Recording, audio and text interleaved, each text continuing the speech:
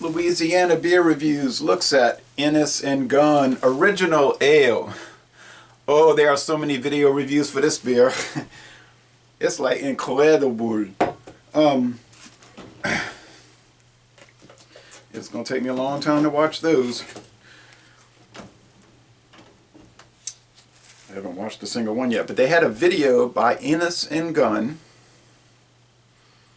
where it's called The Perfect Pour. And that's going to be an interesting topic in a little bit. 6.6, this is the original Innis Gunn beer from 2003. It gets a good score on Beer Advocate. The bros say it's good, so that'd be a B. 63 out of 100 on rate beer, 63 out of 100 for the style. So it's not the highest scores on the planet. This was sent to me by Ken in Massachusetts. This guy's sending me all kind of beers. I don't send out beers, but he did. He just wants me to review it, and I sure appreciate it. I got the best viewers. Carefully matured for 77 days prior to bottling. Kirsty Russell approved it, and Douglas Gunn is the master brewer. It's from Scotland, which is part of the United Kingdom of Great Britain and Northern Ireland. Smooth Scottish beer with natural hints of toffee, vanilla, and oak. It's oak aged. Now, Scotland is an interesting country. It used to be a separate country, but the Tudor line in England died out. The King of Scotland, James, was the next in line by family. He became the King of England as well as Scotland. Whoa, nice hiss. And then later on, in the 1700s, they decided to unite the Kingdom of England and Scotland into a single kingdom called Great Britain. And later they added Ireland to it, which was a colony made part of the kingdom. But the reason I brought this up is because on the video they say the perfect pour. They say hold the glass straight up and you pour the beer. Oh, nice smoke. You pour the beer at a 90-degree angle straight in. They have a different glass on there that I don't have, this V-shaped glass they have. Okay, why did they say pour the beer in? Like so.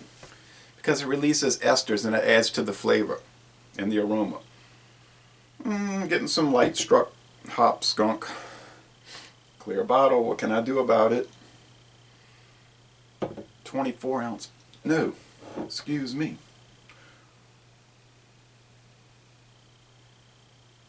25.4 ounce bottle, same as those big Foster's lagers and ale cans.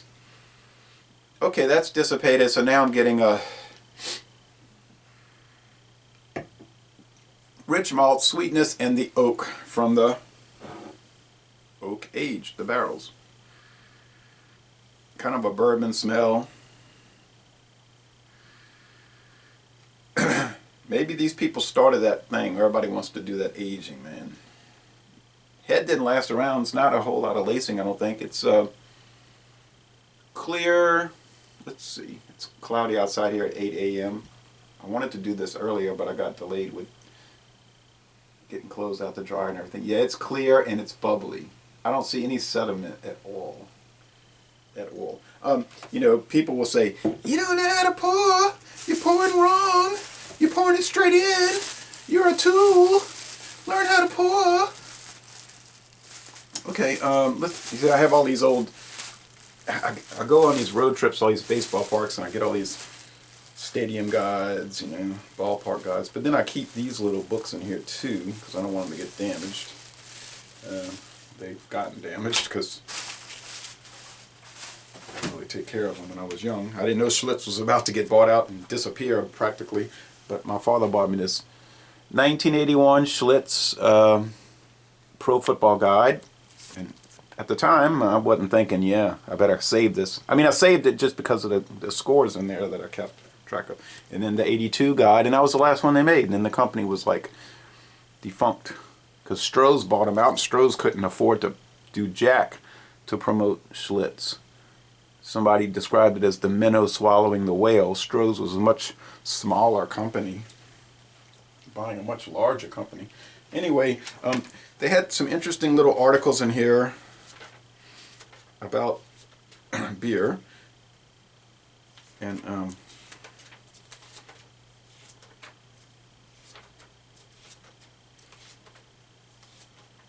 They even show these really fine looking Schlitz. Wouldn't you love to have one of those paper shroud bottles with the embossed bottom? Man, how fine that is. No more of that after they got bought out. But the thing about this is most beer drinkers will tell you beer always tastes better when poured into a glass or mug. Yes, that's right. And they're absolutely right. When you pour beer into a glass, it should produce a head or collar of foam. This head releases aroma and flavor that adds to your enjoyment. If you get on the Michelob website, they're pouring the beer straight in. Okay? It smells rich, it smells sweet, it smells good. Let's go to the flavor.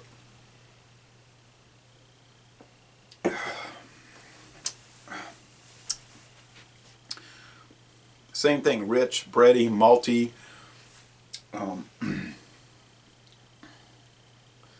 They're saying notes of toffee. Yeah, definitely. I'm going to adjust this a little bit because I was trying to show all my comic books, and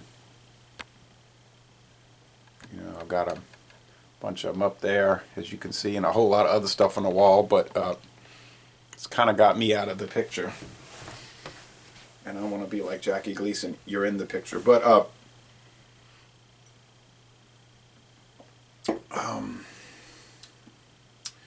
vanilla, yes. Oak, yeah. I mean, I've never really eaten oak. The mouthfeel is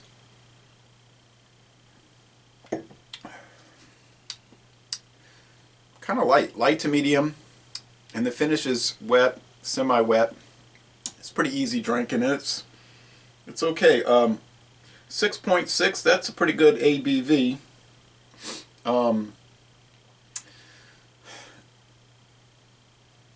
Does it taste good? Well, that's in the eye of the beholder. I don't really like oak aged beers. I don't really like the vanilla, the oakiness, or the rum barrel ones they do.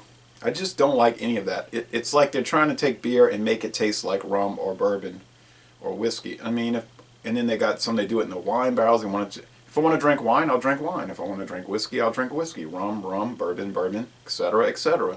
I don't think it's a problem when beer tastes like beer. I've seen video reviews for Budweiser, and people rip on it and say it just tastes like beer. I don't know why that's a problem these days, but everything's into trends and fads, and there we go with that. So I don't really like the style, but to be fair to the beer, it is good. It does fit what they're trying to do with it, yeah.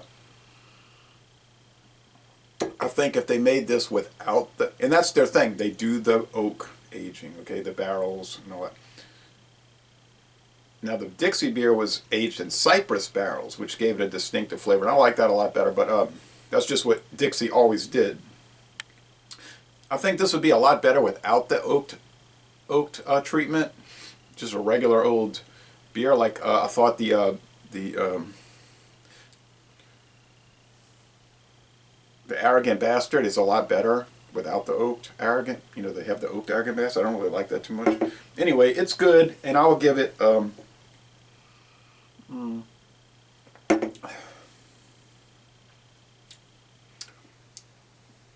I give it an A-. It's excellent if that's what you're wanting to drink. And as far as the pouring thing, if you're going to come at me and tell me I don't know what I'm doing, do a little research first. Like, know what you're talking about. It'd be like somebody coming at me and saying, "What do you mean Germany was in World War I? Everybody knows Germany was not in World War I." Might want to read up first before you come at me. It's like a spider monkey. Talking about old books, which we weren't talking about. Someone gave me this book. I know who gave it to me. An old man I knew who died at 90 years old, but he did a lot of reading, believe me. And he was getting old, and he figured he was going out away, so he gave me this book, The South Was Right, by the Kennedy brothers of New Orleans. This book came out in 1991. It's a fantastic book. It's about the war between the states and their opinion, the South was on the right side of it. Oh, they grew up in Mississippi. Okay, the book was published around New Orleans. Blah blah blah. This book is pretty fiery. It's not saying, well, you know, you gotta look into it and everything. This is a demonstrative book, and like they're saying here, we demonstrate how our southern nation was invaded and conquered by a cruel and ruthless enemy who despised our people. We demonstrate that our southern history was perverted into a Yankee myth that is now used by our conquerors to justify their cruel oppression of our right to self-determination. This myth is used to brainwash each successive generation of southern children into believing that we are all better off because we lost our war for southern independence. So this, like they're saying, this is not a book to reinforce Yankee mythology. This is the message we are sending our fellow Southerners. You are not free because you do not believe you can be free. You are not free because you do not believe in yourself. As the Holy Bible states, where there is no vision, the people perish. It is time for Southerners to catch that vision of freedom. Okay, so you can see where this is going. All right. Fantastic book if you're willing to be open-minded and learn and not be feared. Don't be afraid to learn. Okay, I'm enjoying this even though I don't like the style. Thank you for watching this video production, and y'all come on down to the South, and y'all come on down to New Orleans. Deo Bendice!